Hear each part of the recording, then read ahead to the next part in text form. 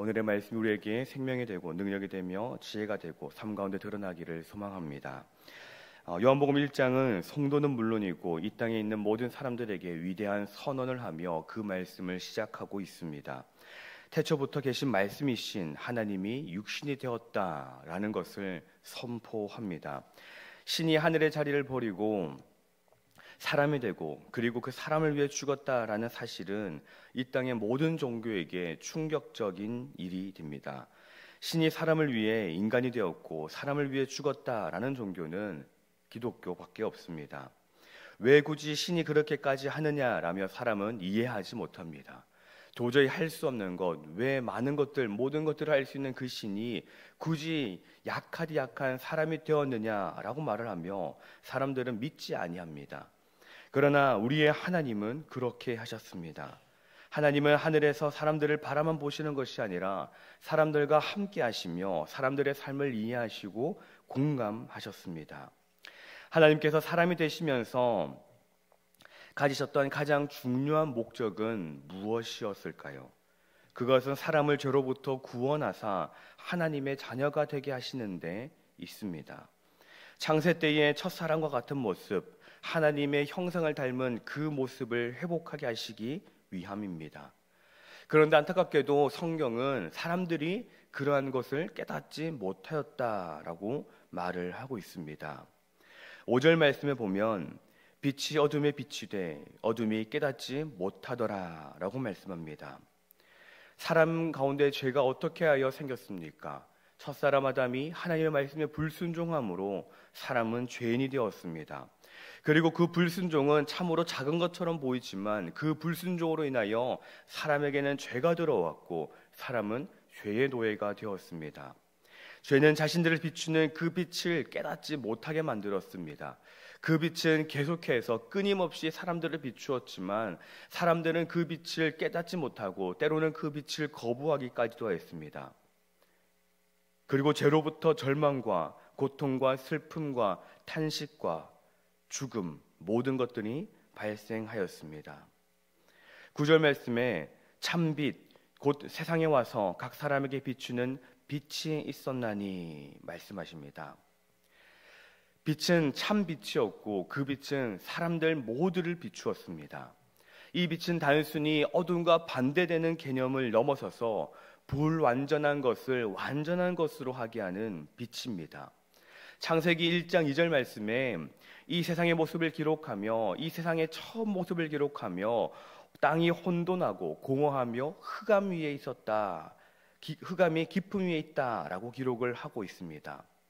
혼돈과 공허와 흑암, 그 모든 것들은 어둠을 말하며 무질서를 말하고 있습니다.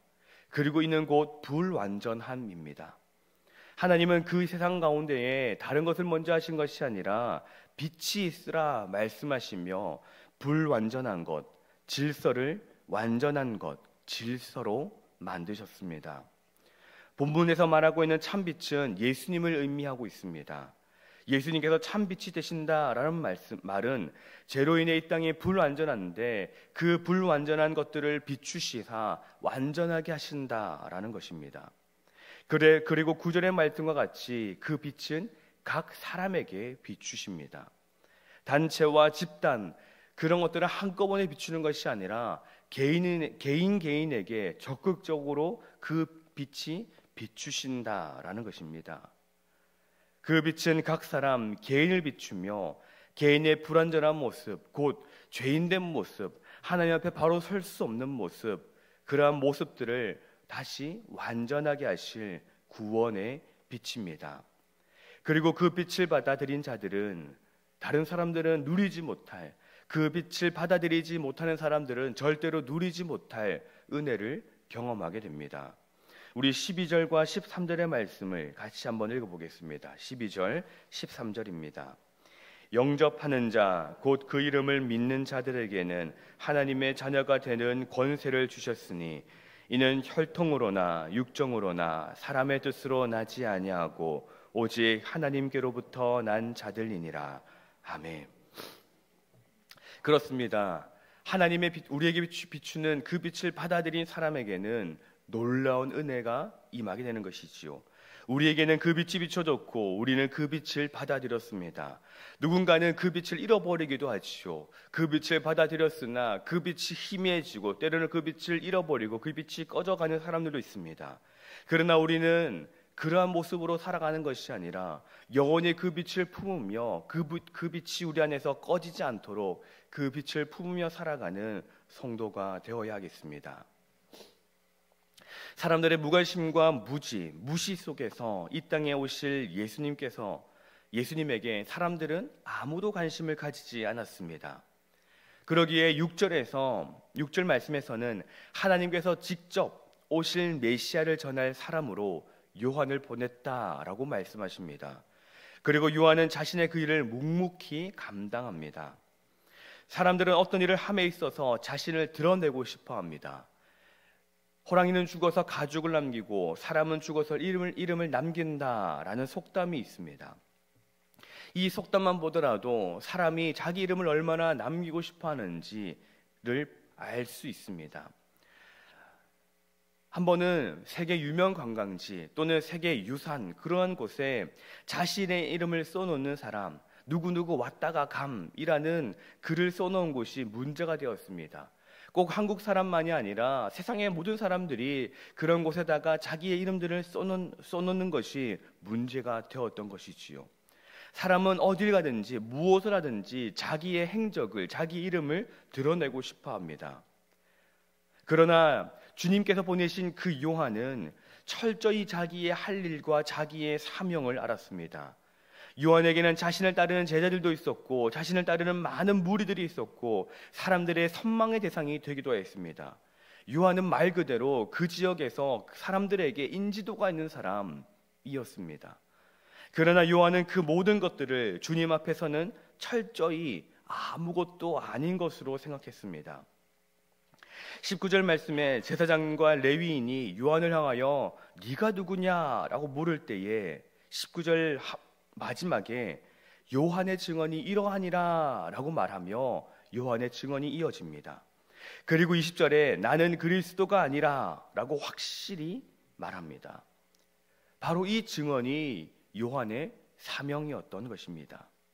빛으로 오신 예수님을 증언할 마지막 선지자로서 그 역할을 감당했던 것입니다. 그리고 자신은 외치는 자의 소리라고 말하며 자신의 역할은 드러나는 것이 아님을 분명하게 밝히고 있습니다. 그리고 여기에서 그 말을 이사야의 말씀을 인용하면서 하나님의 말씀이 성취되어질 것과 하나님의 말씀은 영원할 것이라는 것을 우리에게 보여주고 있습니다. 이후 요한은 제자 두 사람과 함께 섰다가 예수님이 거니시는 것을 보고 보라 하나님의 어린 양이로다 라고 말합니다. 예수님이 특별히 무엇인가 하신 것이 아니라 걷는 것을 보신 것이지요. 그리고 그 걷는 것을 보시며 하나님의 어린 양, 보라 하나님의 어린 양이라고 말합니다. 그런데 이 말에는 놀라운 구원이 담겨 있습니다. 구약 시대로부터 어린 양은 무엇이었습니까? 사람이 지은 그 죄를 대신할 희생 제물이었습니다. 지금까지는 짐승이 제물이 되었지만 이제는 사람이 그 역할을 합니다. 그리고 이제 그 사람 예수를 보라라는 것이지요. 하나님의 어린 양, 하나님이 이 땅에 있는 모든 사람들을 대신하여 희생 제물로 보내주신 하나님의 어린 양을 보라는 것이지요. 그저 보라는 것입니다. 마치 홍해 앞에 선 이스라엘 백성들을 향하여 모세가 너희는 가만히 서서 너희를 위하여 행하시는 구원을 보라라고 외치는 것처럼 하나님의 어린 양을 통한 구원을 보라라는 것입니다. 요한의 그 말에 두 제자는 예수님께로 갑니다. 그리고 예수님이 와서 보라 하시는 그 말씀을 듣고 예수님을 따르게 됩니다. 그리고 그 제자가 하는 말은 참으로 놀랍습니다. 41절의 말씀을 우리 같이 한번 읽어보겠습니다. 41절 말씀입니다. 그가 먼저 자기의 형제 시몬을 찾아 말하되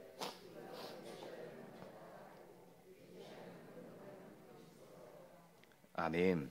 그렇습니다. 제자가 말하는 것이 그렇습니다. 다른 무엇인가 어떤 삶을 삶을 살아보고 그리고 어떤 이야기를 많이 해보고 그런 것이 아닙니다. 그냥 와서 보라라는 그 말씀에 따랐던 것이지요. 그런데 그 제자가 말하는 것이 우리가 메시아를 만났다라고 말하고 있는 것입니다. 이 제자의 모습이 곧 은혜이지 않습니까? 예수님을 만나고 그 예수님을 만나고 난 사람이 말하는 것, 그 예수님을 향하여 구원자라고 고백할 수 있는 것보다 더 큰 은혜가 어디에 있겠습니까? 예수님을 아는 사람은 많습니다.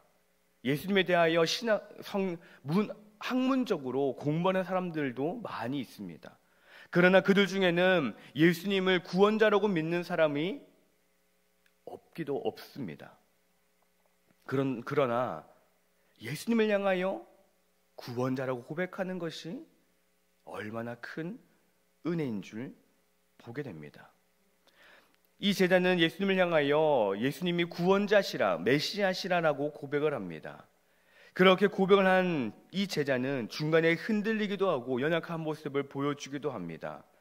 그러나 결국 그 제자의 모습은 어떠합니까? 결국은 제자다운 모습을 보여주는 것이지요. 여기에서 우리도 희망을 가질 수 있습니다. 우리도 예수님을 향하여서 우리의 구원자시라고, 우리의 메시아시라고 늘 고백을 하며 살아갑니다. 그러나 우리는 때때로 연약하여 흔들리기도 하고 넘어지기도 합니다. 그러나 우리의 방향만은 끝까지 주님을 향해 있습니다. 우리의 연약함으로 인하여 낙심하고 좌절하고 죄책감에 빠지기보다 그런 중에도 주님을 부르며 기도하는 우리의 모습을 보며 우리도 제자의 모습으로 살아가고 있구나, 끝까지 이 길을 가야겠구나라는 것을 결단하는 우리가 되어야 하겠습니다. 예수님께서는 넘어지는 제자들, 쓰러지는 제자들을 향하여서 제자들을 버리시지 않으셨습니다. 오히려 그들의 손을 잡아 일으켜 주시고 물에 빠져가는 제자를 다시 물에서 건져내 주시고 그들을 향하여서 기도하시고 중보하시고 품어주셨습니다. 우리 또한 주님은 그렇게 품어주시고 안아주십니다. 말씀이신 주님은 빛으로 이 땅에 오셨습니다. 빛을 비추시며 이 땅의 불완전한 모든 것을 완전함으로 바꾸시길 원하십니다. 그러나 세상의 사람들은 여전히 그 빛을 깨닫지 못하고 있는 이때에 우리가 외치는 자의 소리가 되어야 합니다. 우리 이름이 드러나는 것이 아니라 주님의 이름이 드러나며 복음만이 드러나도록 유일한 구원자이신 주님이 이 땅에 나타나는 것에 힘쓰는 우리들이 되어야 하겠습니다. 성도님들의 기도로 지난 한 주간 청년들과 함께 몽골에 단기 선교를 잘 다녀왔습니다. 몽골 선교를 준비하는 과정부터 그리고 선교를 하는 모든 과정까지 선교팀과의 기도 제목을 나누는 가운데 한 번도 빠지지 않은 것은 우리의 선교를 통하여서 우리가 드러나는 것이 아니라 하나님이 드러나는 것이 기도의 제목이었습니다. 우리의 사명은 바로 그것이지요. 이 땅을 살아가는 우리들 성도들의 삶은 나를 통하여서 주님이 완전히 드러나시도록, 살아계신 주님이 일하시고 드러나시며 역사하시도록 그것이 드러나는 것이 우리의 사명인 것입니다. 때론 우리가 연약함 중에 있을 수도 있습니다. 그러나 그런 중에도 끝까지 붙들고 나아가는 것이 우리의 성도된 우리들의 올바른 모습일 것입니다. 오늘을 살아가시는 우리 모든 성도님들께서 오늘도 주님과 함께 하시는 하루를 살아가시기를 소망합니다. 복음을 드러내시되 내가 드러나는 것이 아니라 주님이 드러나는, 주님을 온전히 전할 수 있는, 우리 어제의 말씀대로 기승전 예수를 전하는 우리가 되기를 간절히 소망합니다. 연약함 중에도 끝까지 주님을 붙들고 놓치지 않는 우리 신인의 모든 가족들이 되시기를 간절히 소망합니다. 기도하겠습니다. 사랑과 은혜가 풍성하신 하나님 아버지, 오늘도 우리가 말씀으로 하루를 시작하게 하시니 감사합니다. 우리 안에 빛을 비추시고 우리 안에 불완전한 것을 완전함으로 바꾸시는 주님, 우리가 빛 되신 주님을 영원토록 붙들게 하옵소서. 이 땅에 생명의 빛 되시는 주님을 알지 못하는 사람들에게 빛을 전할 수 있는 저희가 되게 하옵소서. 그리고 그 빛을 전하고 주님을 전할 때에 내가 드러나는 것이 아니라 주님만이 드러나는 우리의 삶이 되게 하여 주시옵소서. 믿음의 길을 가며 때론 힘들 때도 있습니다. 그러나 그 힘듦이 좌절이 되고 낙심이 되는 것이 아니라 더욱 주님을 붙들 기회가 되게 하여 주시옵소서. 그렇게 주님을 붙듦으로 우리의 믿음이 굳건하여져서 제자의 삶을 거뜬히 살아가는 우리 모두가 되게 하옵소서. 진행되고 있는 드라마 바이블 통독 캠프와 그리고 오늘 저녁부터 시작될 청년부의 여름 수련회 가운데 함께하여 주시어서 우리의 자녀들이 말씀을 통하여서 주님을 만나게 하옵소서. 주님을 만남으로 그 삶이 완전히 바뀌게 하여 주시고 주님을 만남으로 그들의 목적이 분명하여지게 하여 주시옵소서. 슬픔을 당한 가정을 위로하여 주시고 하나님의 위로가 그 가정과 모든 유족들 가운데에 충만하게 하여 주시옵소서. 우리 시내 모든 가족들의 삶 가운데 주님이 함께해 주시고 함께 하시는 그 주님을 깨달아 주님만이 나의 구주시라, 주님만이 나의 유일한 길이시라 고백하는 우리 신년의 모든 가족들이 되게 하여 주시옵소서. 이 시간 예물을 구별하여 드립니다. 드리는 손길을 축복하여 주시고 예물에 담겨있는 그 기도의 제목들과 간구하는 모든 것들을 들어 응답하여 주시옵소서. 그리고 이 시간에 기도의 제목을 가지고 나온 주의 백성들의 기도를 다 들어 응답하여 주시고 주님의 때에 주님의 방법으로 가장 좋은 그때에 응답하시는 하나님을 경험하는 저희 모두가 되게 하여 주시옵소서. 오늘 하루를 살아가는 주의 백성들 가운데 함께해 주시고 온전히 주님과 동행하는 저희 모두가 되게 하여 주시옵소서. 감사드리며 예수님의 이름으로 기도드립니다. 아멘. 하늘에 계신 우리 아버지, 아버지의 이름을 거룩하게 하시며 아버지의 나라가 오게 하시며 아버지의 뜻이 하늘에서와 같이 땅에서도 이루어지게 하소서.